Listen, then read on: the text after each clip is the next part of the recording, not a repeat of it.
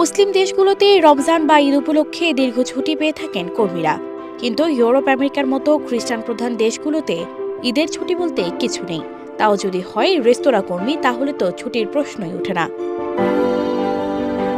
ব্যবসা কমে যাওয়ার অজুহাতে ব্রিটেনে বেশিরভাগ রেস্টুরেন্টের মালিক ঈদের দিনেও খোলা রাখে রেস্টুরেন্ট, ফলে বাধ্য হয়ে এদিন কাজ করতে হয় কর্মীদের।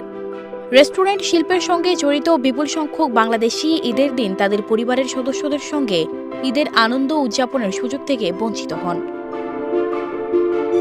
এ নিয়ে কয়েক বছর ধরে বিভিন্ন সংগঠন ঈদের দিনে কর্মীদের ছুটির দাবিতে নানা কর্মসূচি দিলেও পরিস্থিতির পরিবর্তন হয়নি।